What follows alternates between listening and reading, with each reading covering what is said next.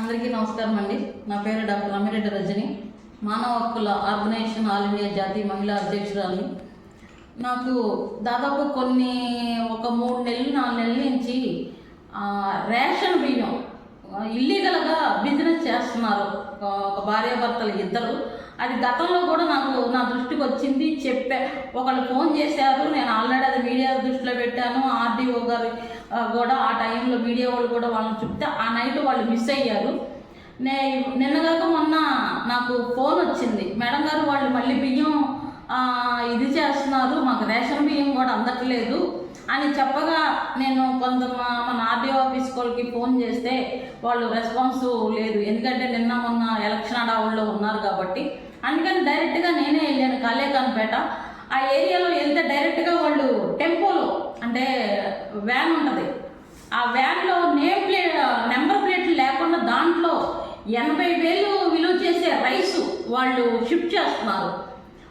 నా దగ్గరికి వచ్చి మేడం గారు తప్పైపోయింది, మేము ఇంకెప్పుడు చేయము అని చెప్పి దాదాపు నన్ను బతిలాడటం జరిగింది. ఇది చాలా తప్పు అని చెప్పి నేను అక్కడ ఖండించాను. ఇవాళ ఆఫీస్కి వచ్చి నేను డైరెక్ట్గా వాళ్ళని ఇక్కడికి రప్పించి డైరెక్ట్గా నేను ఆర్టీఓ గారు కానీ అమ్మారావు గారు దృష్టిలో పెడదామని చెప్పి ఇక్కడికి వస్తే వాళ్ళు ఇక్కడికి వచ్చి 3,000 ఇస్తాం 2,000 ఇస్తాం అని చెప్పి బేరాలాడి అది కుదరదు అని చెప్పేటప్పటికి బయటికి వెళ్ళి ఈ ఎర్రంశెట్టి శ్రీనివాసరావు ఎర్రంశెట్టి నాగమణి భార్యాభర్తలు ఇద్దరు ఆ బిజినెస్ చేసేది. వీళ్ళు బయటికి వెళ్ళి నాకు కోసూరు నాంచారయ్య అనే ఆయనతో నాకు ఫోన్ చేపిస్తున్నారు. ఎందుకు ఫోన్ చేపిస్తున్నారో నాకు అర్థం కాలేదు. దయచేసి ఇలాంటి వాటికి ఎవరు సపోర్ట్ అనేది ఇవ్వబాకండి. అతనితో వచ్చిన ఆయన ఎర్రంశెట్టి శ్రీనివాసరావు గారితో వచ్చిన ఆయన ఒక పర్సన్, ఆయన ఏమంటున్నారంటే ఈ రోజుల్లో రేషన్ బియ్యం ఎవరండి తినేవాళ్ళు చాలామంది ఉన్నారు, అవి దొరక్క చాలామంది నానా కష్టాలు పడుతున్నారు. ఈ రేషన్ బియ్యం చాలామంది ఈ రేషన్ డీలర్స్ మధ్యవర్తులకు అమ్మేసి వాళ్ళు డబుల్కి అమ్మేసి ఇలా చేస్తున్నారు. ప్రజలకు అక్కడ హక్కు ఉల్లంఘన జరుగుతుంది.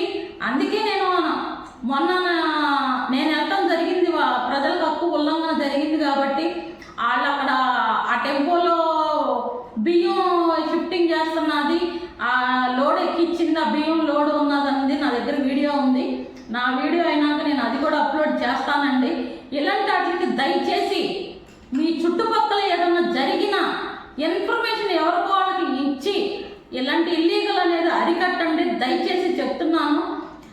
ఇలాంటి వాటికి అనేది సపోర్ట్ చేయబాకండి. మధ్యవర్తులు కూడా ఇలాంటి వాటికి ఫోన్ చేస్తున్నారంటే ఫోన్ చేసిన వాళ్ళకి మద్దతు ఇస్తున్నారా? దయచేసి ఇలాంటి వాటికి మద్దతు ఇవ్వద్దని కోరుకుంటున్నాను.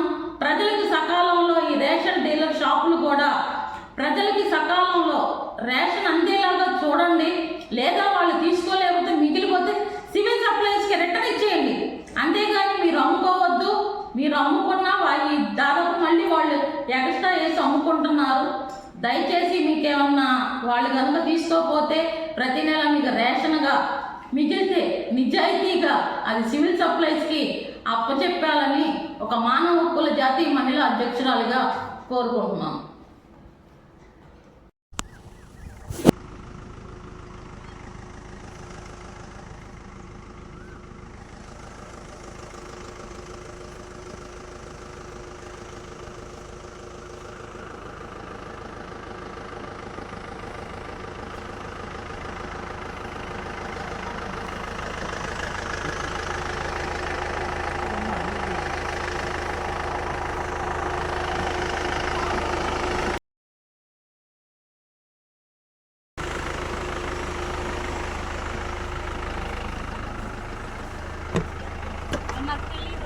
లైసెన్స్ తీసుకొని చేసుకోండి, నేను అవి సపోర్టెడ్.